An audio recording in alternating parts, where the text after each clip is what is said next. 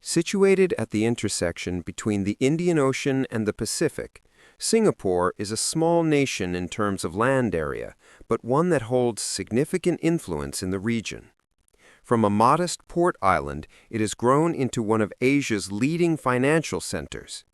Its GDP per capita ranks among the highest in the world. Its urban management system is highly developed, and its quality of life is considered among the best globally. Alongside this prosperity is an almost absolute level of safety. Singapore's violent crime rate has remained among the lowest worldwide for many years. Recent figures show that the homicide rate hovers around only 0.2 to 0.3 cases per 100,000 people, significantly lower than most cities with comparable population density. Public order has become a defining part of the nation's identity. But before achieving the stability it enjoys today, Singapore had to confront darker periods. Some cases reflected the limitations of investigative science in the past, when DNA testing technology did not yet exist, when there was no network of surveillance cameras, and when forensic experience was still very rudimentary. Others revealed the impact of outdated beliefs, where spiritual elements were exploited to manipulate and conceal criminal acts. There were also cases arising from the environment of migration, study, or international labor. Not to judge any group of people, but to remind that every diverse society carries risks tied to human behavior. And at times, even a simple conflict in daily life was enough to push an individual beyond the point of no return. The 5 cases in this video are representative slices of those moments. They not only reflect the darker side of different periods in Singapore's history, but also show how the nation has evolved and strengthened its criminal investigation system over the decades. These are 5 cases that once sent shockwaves through the Lion City.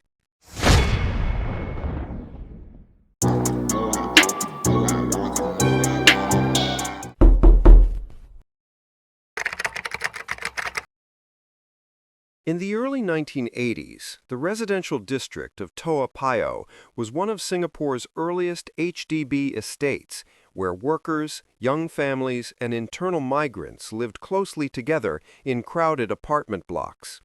Although Singapore was rapidly modernizing, traditional beliefs such as fortune-telling, ritual offerings, and spiritual practices continued to exist in everyday life as part of local folklore.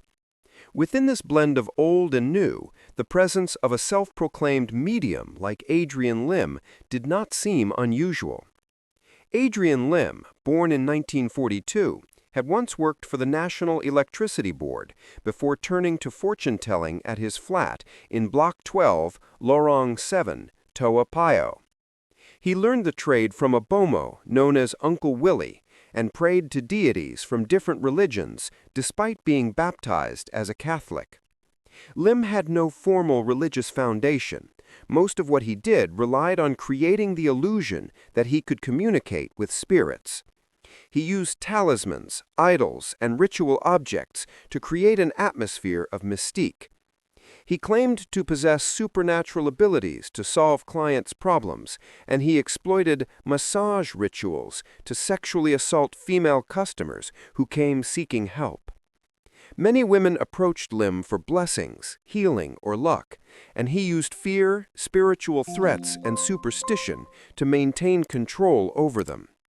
He also used various forms of coercion, isolating victims from their families and intimidating them to keep them dependent on him. In the small flat, Lim lived with Tan Mui Chu and Ho Ka Hong, 2 women he manipulated psychologically and emotionally for long periods of time. Lim treated Tan with extreme cruelty. He routinely shocked her with electric currents, beat her, threatened her, and lied to her. He forced her into commercial sexual activities and made her work in sensitive entertainment jobs, taking all her earnings. Tan fell into severe depression, developed suicidal thoughts, and felt completely worthless. With Ho, Lim used familiar tactics, convincing her family that he possessed supernatural powers. To turn Ho into one of his holy wives, he began isolating her from her relatives through lies, intimidation, and abuse. In 1980, Lim was accused by a woman of sexual assault. He was arrested and later released on bail pending trial. Lim described the matter as an inconvenience. He also could not accept being accused, as he considered himself a ladies' man admired by women. From that point, Lim believed police would continue investigating him, and fear of being convicted began to grow. As his anxiety increased, he formed the idea of committing a serious crime to distract the authorities. He told Tan and Ho that sacrificing children to the Hindu goddess Kali would help him avoid the sexual assault charges and other problems. He pretended to be possessed by Kali and told Tan and Ho that the goddess wanted children killed as revenge against Lao. He also told them that the spirits demanded sexual violations, using these claims to pressure them into obeying him. Lim instructed Ho to find suitable victims. She brought 3 children on separate occasions, but Lim rejected them. The first, a 10-year-old Indian girl, was rejected due to her ethnicity and because one of the deities he worshipped was Hindu. The second, a Chinese girl from Clementi, was rejected for being too thin. Lim panicked when the girl called a friend in front of him, and the girl mentioned that someone had seen Ho leaving with her. On January 24, 1981, 9-year-old Agnes N.G. was waiting for her sister at the Church of the Risen Christ in Payoh when Ho abducted her. At the flat, Agnes was drugged, beaten, and killed. Her body was stuffed into a bag and discarded near the elevator at Block 11. 1 week later, the same pattern repeated with 10-year-old Ghazali bin Marzuki, this time with greater violence. After the murders, Lim disposed of the bodies near Blocks 10 and 11. 2 consecutive disappearances caused widespread fear throughout the estate.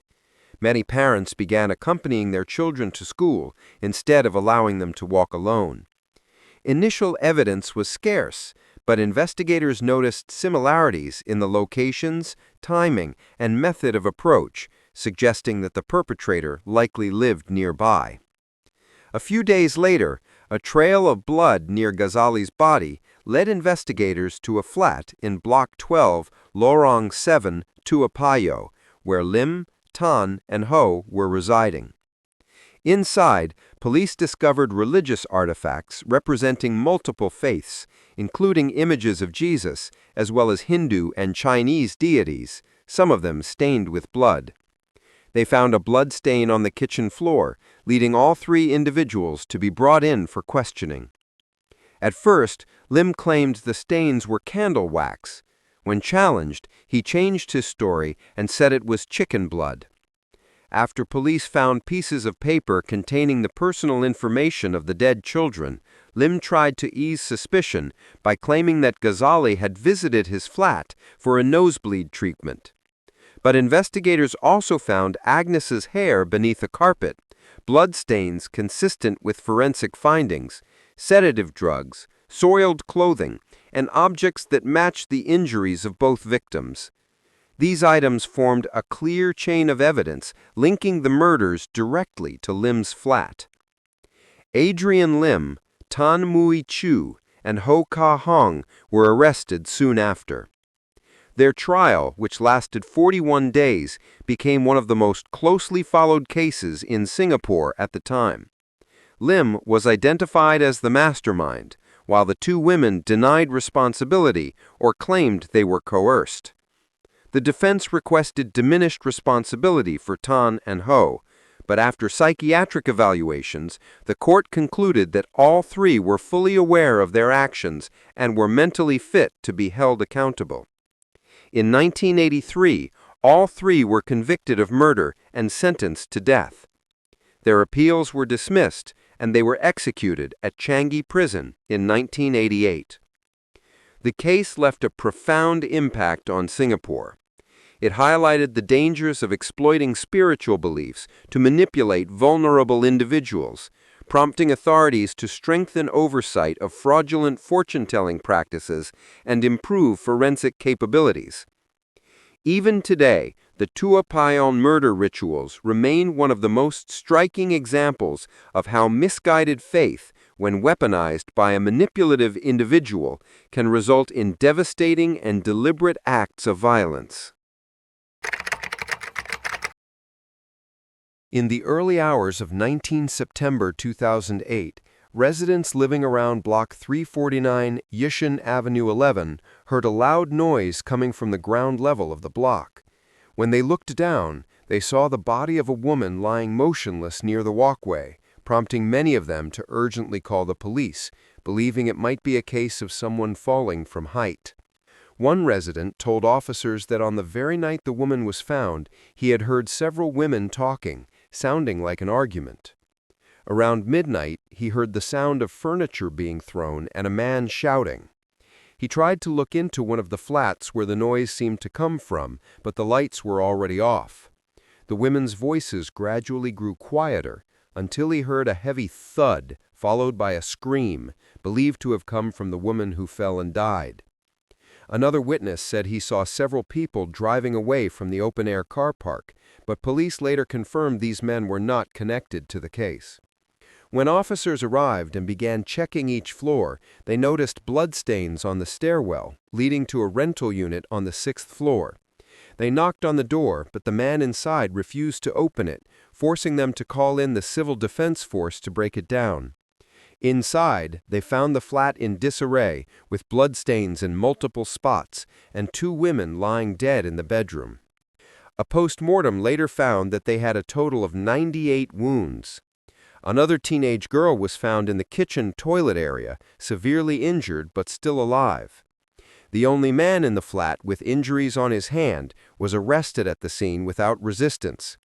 Within minutes, police realized they were standing in the middle of a triple homicide, with one surviving victim as the sole direct witness.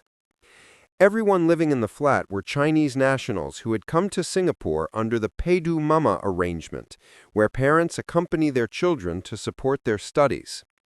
The 3 deceased victims were identified as Zhang Meng, 41, her daughter Feng Jianyu, 17, and their roommate Zhang Jie, 36, who was the woman found dead on the ground below. Yang's 15-year-old daughter, who was badly injured, was the only one who survived. The man arrested at the scene was Zhang's boyfriend, who had been living in the master bedroom with Zhang and her daughter. Investigations established that the man was Wang Jiyan, 42, from Tianjin, China. Wang had been in an on-off romantic relationship with Zhang Meng for several years. After moving to Singapore to live with Zhang and her daughter, tensions between them grew steadily. Neighbors reported hearing arguments between Wang and Zhang in the weeks leading up to the murders. Wang himself later claimed that he felt belittled, humiliated, and forced to live in a way he had never accepted before. According to Wang, he had tried to treat Zhang's daughter well because he loved her mother, but Feng Jianyu refused to accept him and remained cold towards him, blaming him for the breakdown of their family. Wang told investigation officer Jason Lim that he had used almost all his cash to buy expensive food for Zhang and Feng, and also helped them with laundry and cooking. He also said that Zhang required him to stay inside her bedroom without any clothes on because she forbade him from leaving the room whenever her daughter and the other 2 tenants were around, as Feng did not like him. Since Zhang's bedroom had no toilet, Wang had to use plastic bags and newspaper to relieve himself. He also said he often had to eat leftover food that he himself had cooked for Zhang and Feng and was not allowed to sit at the same table with them.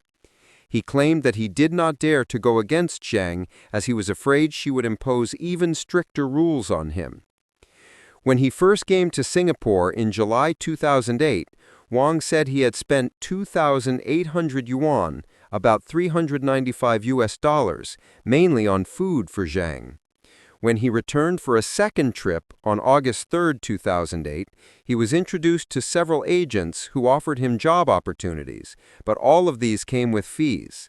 Zhang refused to help him pay these fees, saying she did not have enough cash. The couple had a serious argument before Huang returned to China on September 2, 2008.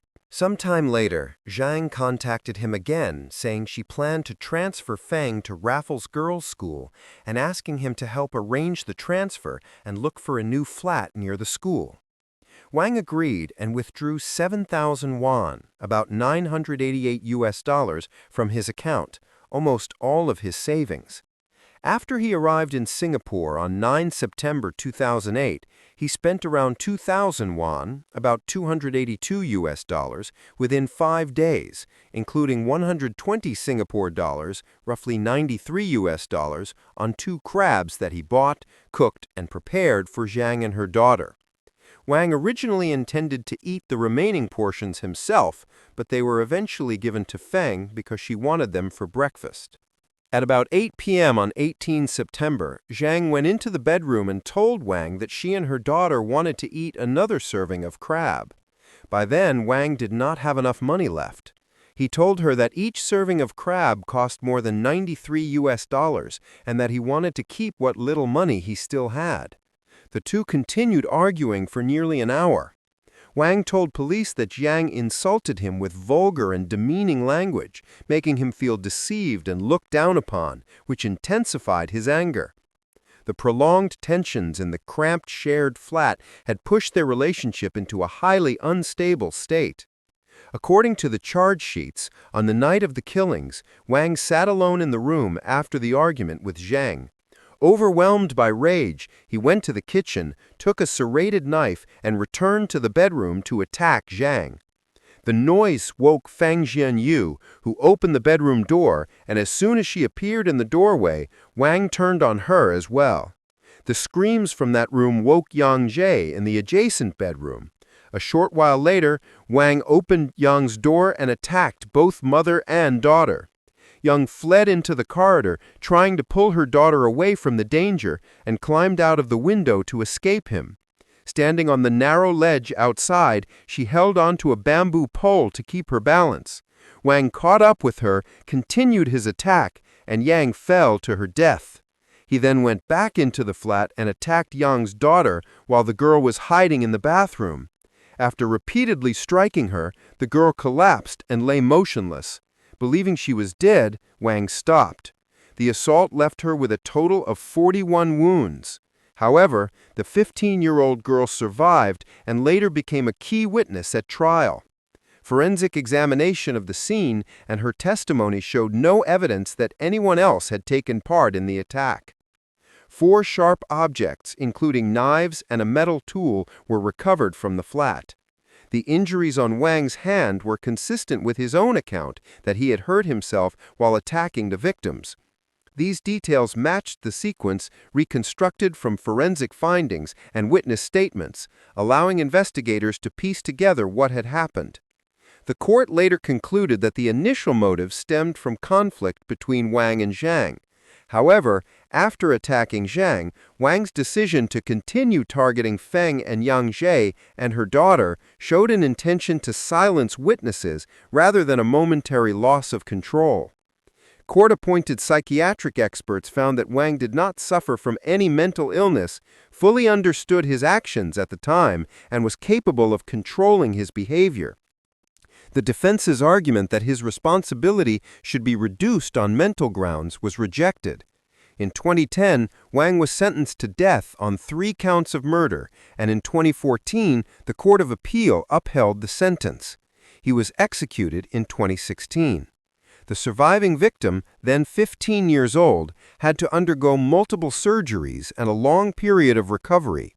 She lost one of her eyes, carried numerous physical scars, and faced deep psychological trauma. Yet, according to later reports, she chose to remain in Singapore to complete her studies with support from the community.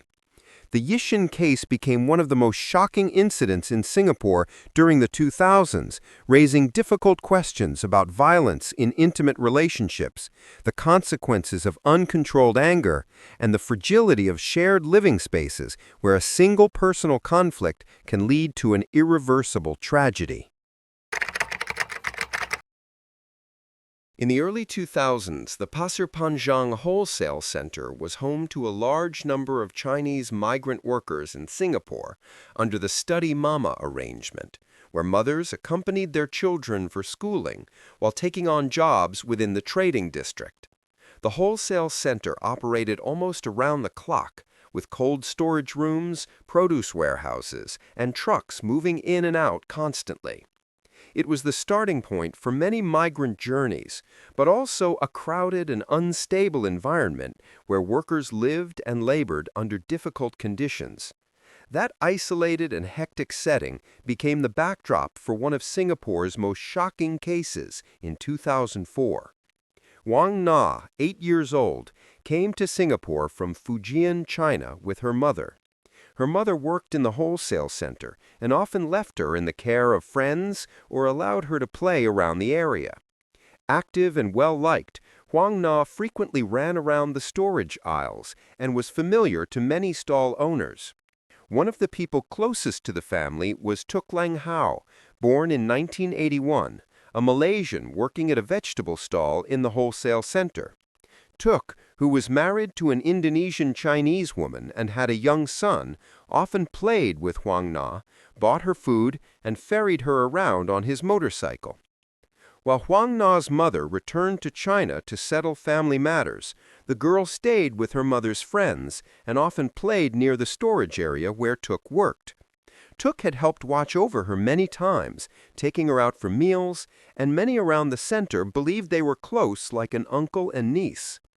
On October 10, 2004, Huang Na went missing after she was last seen in the Pasir Panjang Wholesale Center that afternoon. She was wearing a blue denim jacket, Bermuda shorts, and was barefoot. People in the center initially assumed she was playing somewhere nearby, as she was familiar with the environment. But when she could not be found by evening, her mother's friends grew alarmed. The disappearance of an 8-year-old in such a crowded wholesale center quickly prompted public concern. That same night, a large-scale search mission was launched. Police officers, volunteers, stall owners, and truck drivers combed through warehouses, storage rooms, parking lots, and even shipping containers. Posters bearing Huang Na's photograph were put up across western Singapore, at bus stops, MRT stations, and convenience stores. A volunteer group specializing in missing person searches distributed more than 70,000 flyers appealing for information. Taxi operator Comfort Del Gro mobilized its drivers, encouraging them to join the search effort. The growing participation drew national attention, turning the case into one of the largest community search campaigns seen at the time. 2 Singaporeans offered a 15,000 Singapore dollar reward, roughly 12,000 US dollars, for information leading to her discovery. A manager from an online design company set up a website to raise awareness and gather leads. The search even extended into Malaysia, where volunteers put up posters in Johor Bahru and Kuala Lumpur. Reports stated that at least 30 taxi drivers displayed her poster on their vehicles, and several coffee shop owners in Johor Jaya, Taman Yu, and Skudai also helped spread the word. Despite the massive effort, no trace of the girl emerged. Meanwhile, the behavior of Tuk Lang Hao began to draw police attention. He was one of the last people reported to have seen Huang Na before she vanished. But instead of cooperating fully, Tuk repeatedly gave conflicting statements, at one point claiming that 3 Chinese men had kidnapped her, and at another insisting he was not in the area that afternoon. When questioned further, Tuk abruptly left Singapore and crossed into Malaysia illegally, making him the prime suspect. Singapore police continued searching for him until he confessioned on October 30th. Early questioning, he claimed he had accidentally choked Huang Na while playing hide-and-seek inside a storage room. The next day, Huang Na's body was found at Telok Blangah Hill Park. The cause of death was determined to be consistent with strangulation or pressure applied to the neck. Forensic findings suggested she had died shortly after going missing. According to Tuk's testimony in court, He had lured the girl into a storage room to play hide-and-seek. He claimed he stripped and tied her up and that she accidentally hit her head against cardboard boxes, went into convulsions, and choked on her own vomit. Panicking, he said he then strangled her. He also stated that he checked whether she was alive by striking the back of her head 3 times, and when she continued breathing, he strangled her again. Took said he then wrapped the body in plastic bags, placed it into a sealed cardboard box, and later disposed of it at Telok Blangah Hill Park. These details, however, were his account. The forensic evidence did not support parts of his explanation. Took's trial began on July 11, 2005, and lasted 14 days. The prosecution relied on 76 witnesses, a video reenactment in which Took demonstrated his actions, forensic evidence, and autopsy findings that revealed bruising on the girl's head. Prosecutors alleged that Took had lured Huang Na into the storage room, stripped her, and attempted to sexually assault her. After ensuring she was dead by strangling her, he allegedly wrapped the body in 9 layers of plastic bags and placed it inside a sealed cardboard box. However, no conclusive forensic evidence supported any claim of sexual assault. The autopsy also could not identify a definitive cause of death due to decomposition, though the court accepted that asphyxia, caused by Took's actions, was the most consistent explanation. The defense argued that Took suffered from schizophrenia and was not in control of his actions, but psychiatric evaluations concluded that he was mentally fit, fully aware of his actions, and capable of understanding right from wrong. Took was convicted of murder and sentenced to death. The Court of Appeal upheld the verdict in 2006. After his appeal failed, Took's family gathered petitions, collecting 35,000 signatures over 4 months in hopes of securing clemency. President S.R. Nathan rejected the request. Took was executed at Changi Prison in 2006. Throughout the proceedings, he never provided a clear explanation for his motive. Singapore Direct Funeral Services sponsored Huang Na's funeral. Thousands attended the ceremony, offering flowers, gifts, and small items such as candies and Hello Kitty merchandise that she loved. The case deeply affected Singapore. The study mama community, mothers who accompanied their children to Singapore for schooling, became especially concerned, realizing that loosely supervised commercial areas, such as wholesale centers, posed risks for young children. After the tragedy, authorities introduced additional measures to improve safety in work-dense migrant zones. To this day, the search campaign for Huang Na is remembered as an unprecedented community effort, reflecting the public's empathy for a child far from home. Her death remains a painful reminder of the vulnerabilities faced by migrant families and the need for greater supervision in temporary work environments. On March 13, 1995, dock workers near Clifford Pier discovered a plastic bag drifting close to the water's edge. When they opened it, they found parts of a man's body carefully wrapped in multiple layers of plastic. 3 days later, more body parts were found along the riverbank. Initially, Singapore police could only determine that the remains belonged to a Caucasian man, and they received a possible lead after a missing persons report was filed for a man named Low, 33, a South African tourist, who had been staying at the Riverview Hotel. Vanessa Low filed the report after becoming extremely distressed when her husband, who normally contacted the family daily while abroad, failed to call home or return to South Africa on March 12.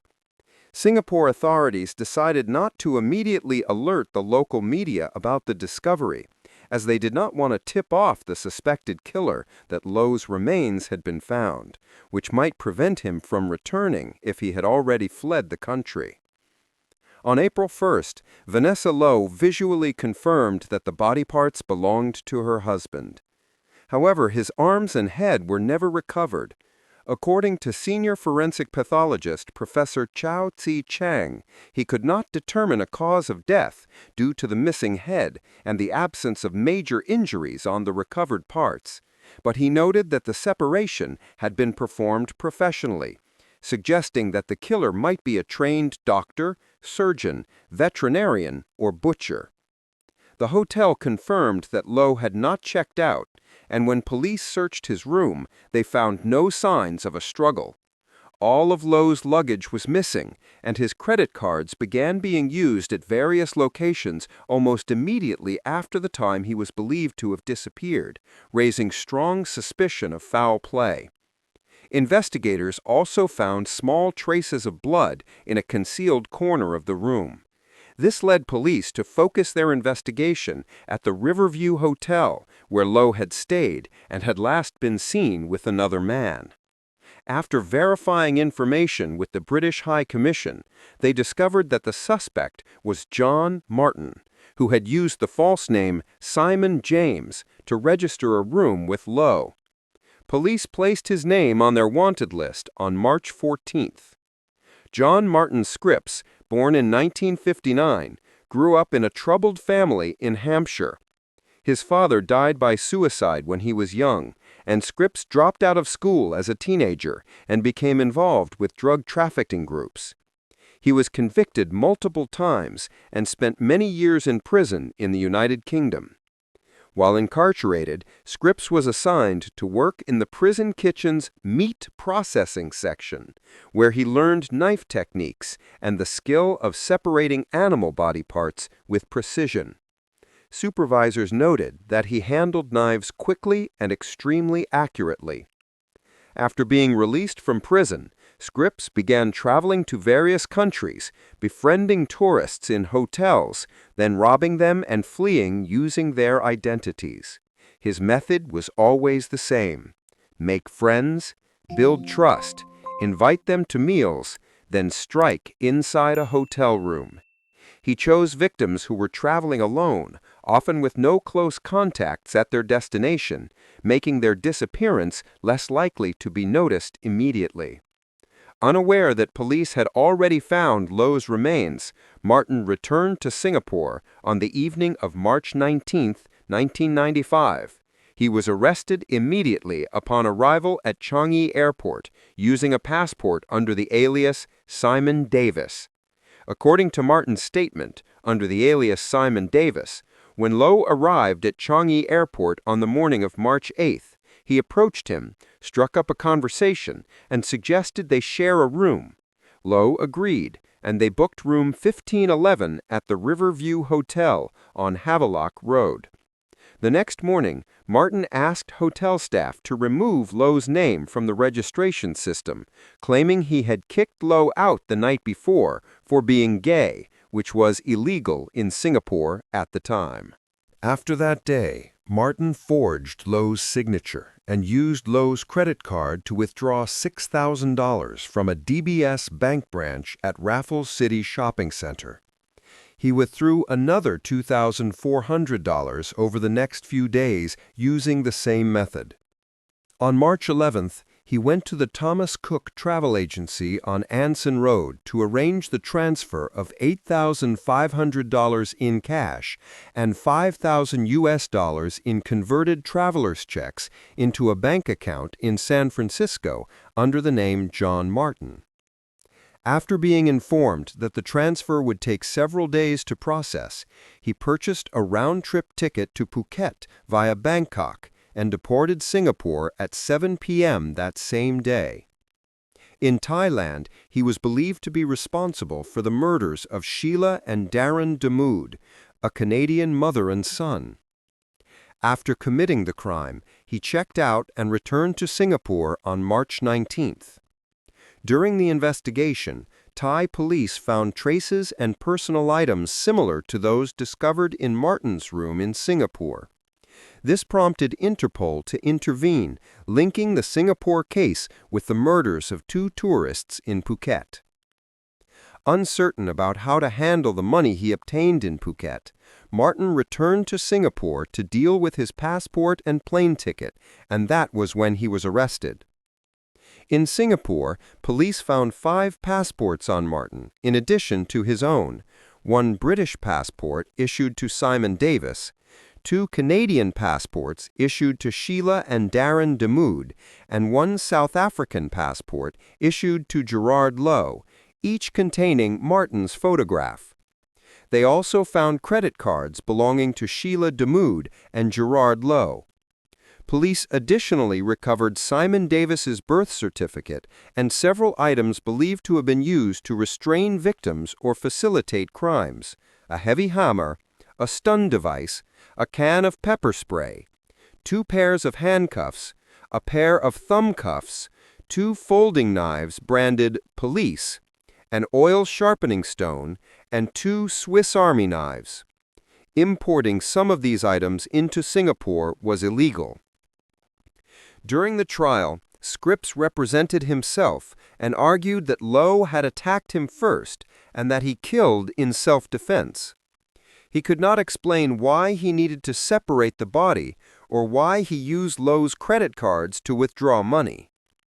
The prosecution, relying on fingerprints, blood evidence, CCTV footage, physical evidence from the hotel, and a forensic reconstruction of how the body had been separated, demonstrated that Scripps's actions were deliberate and premeditated.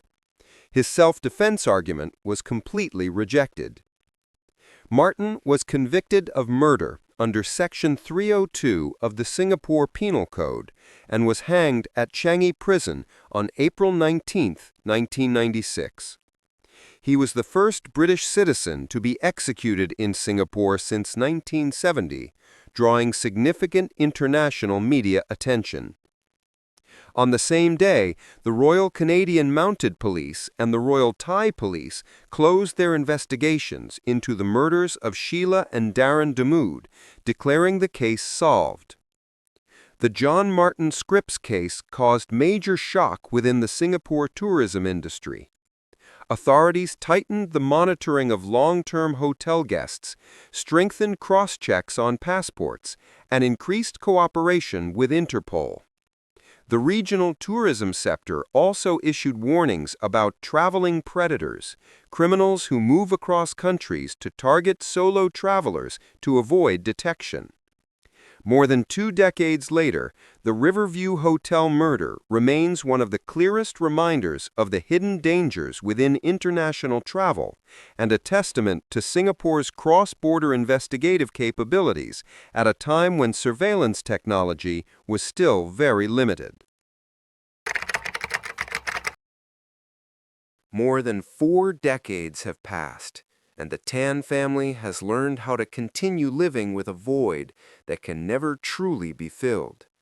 Their youngest child, born in 1983, the only one to grow up after the tragedy, now has a family of his own, living a much quieter life than the one that once unfolded inside their small flat in Geylang, Bahru. In the years that followed, Mr. and Mrs. Tan moved homes, changed jobs, and tried to build a new space no longer haunted by the bathroom where they found the most devastating silence of their lives. Time may soften the pain, but the memories remain, never fading. If this crime had happened in 2025, would the killer be caught within days? It's a question many forensic experts have asked when revisiting the case. With modern DNA technology, even a single hair, a trace of shed skin on a doorknob, or a tiny spot of blood could be enough to produce a breakthrough. But in 1979, none of these traces were collected under standardized procedures. No DNA samples were preserved, no usable evidence was archived, and according to existing records, whatever remnants might have existed were washed away, much like the way the killer cleaned the scene. Even if Singapore wanted to reopen the case using 21st century methods, there is almost no physical evidence left to work with. Through the lens of modern forensics, the silence inside that flat speaks louder than any witness. There were no signs of forced entry, meaning the killer was either let in or had a key. Nothing was stolen, ruling out robbery. The murder weapon came from inside the home, indicating familiarity with the layout. The apartment was cleaned so thoroughly that no fingerprints were recovered, meaning the killer had time, was unhurried, and unusually calm. And in 1979, HDB blocks had no surveillance cameras. Every corridor, stairwell, and playground around the building existed outside the reach of any recording device. The building where the murders took place has long since been demolished, which means the scene can no longer be reconstructed using modern 3D forensic methods. This is why the case has remained frozen for more than 45 years. No developments, no suspects, and no answers. But if we treat the files as if they were part of a new investigation today, we can imagine how it would unfold. If even one bloodstain had been preserved, DNA could identify a suspect within hours. If there were skin cells on a light switch, automated systems could match them against national databases. If a shoe print remained, motion analysis software could determine the killer's height, weight, and movement pattern. But the harsh truth is this: none of those samples exist. No DNA, no prints, no shoe impressions. Modern investigation, no matter how advanced, can only stop at those old, yellowed pages. And in that reality, the only remaining hope is a confession, or a mistake the killer makes on his own. From the fragments we do have, the killer's portrait is drawn not by appearance, but by behavior. He was likely someone the children knew, enough for all four to open the door without fear. He knew their parents left at 6:35 a.m. for work, and he knew it would be hours before they returned. The attack happened quickly, quietly, and with clear calculation. He stayed in the flat long enough to murder all four children, 3 boys and 1 girl, ages 5 to 10, then showered, changed clothes, cleaned every trace of blood, and left before 10 a.m. And then there was the letter, thin, chilling, sent to the Tan family months later, signed "The Murderer." The line, "Now you can have no more offspring," became the most disturbing sentence in the entire case file. Not evidence, but a rare glimpse into the killer's mind. Arrogant, taunting, and aware of the family's vulnerabilities, details only someone who had observed them closely could have known. We go back to the morning of January 6, 1979. At 6:35 a.m., the Tan parents left their flat to drive school children on their minibus route. Their own children were still asleep when they walked out the door. Mrs. Tan called home at 7:10 a.m., as she did every day, to wake them, but received no answer after several attempts. She then asked a neighbor to check. The neighbor knocked repeatedly, but no one came to the door. The Tan parents returned home after 10 a.m., and Mrs. Tan found her children's bodies stacked on top of one another in the bathroom. All four were dressed in T-shirts and long pants, each bearing multiple chop wounds. According to the forensic report, every child suffered at least 20 cuts.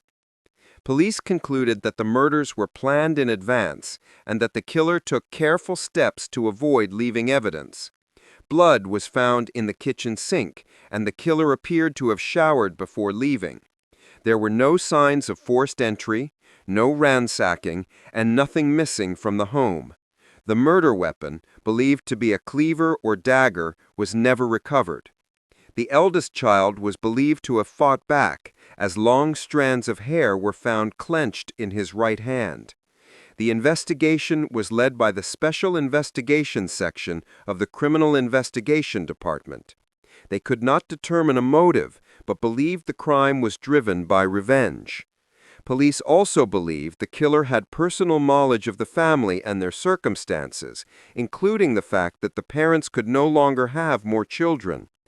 And today, when we revisit the case through the lens of modern forensic science, the conclusion remains unchanged. Without physical evidence, there is only one possible path to closure. The killer must step out of the shadows on his own. The taunting letters he sent for years remain the last traces of his existence. A calculated, deliberate individual who believed he would never be caught. It is difficult to understand how someone like that could move through life for decades as if nothing had happened. More than 45 years have passed. The Tan family continues to live, to hope, and to remember the 4 children Singapore has never forgotten. The Geylang Bahru murders remain carved into the nation's memory, a wound that still has no answer. But I believe that every crime eventually demands a price. The past always leaves a trace. Across these 5 cases, we've witnessed 5 very different shadows cast across Singapore's history. A man who twisted belief into violence. Another whose rage shattered an entire home. A trusted figure who preyed on a child in a place meant to be safe. A wandering predator who believed he could slip across borders and disappear. And finally, a ghost in the archives, a killer who walked into a family's home and walked out without leaving a single trace. Each case exposes something: the limitations of forensic science in past decades, the fragility of trust, the dangers hidden within moments of anger, and the truth that even the safest societies can still be scarred by human cruelty. Singapore today is one of the safest nations in the world, yet these stories remain as quiet warnings, reminders that vigilance matters, because evil doesn't need permission to surface. If you found this documentary meaningful, consider subscribing and sharing your thoughts below. Thank you for watching Dark Crimes Real, where every crime, no matter how distant, leaves a trace.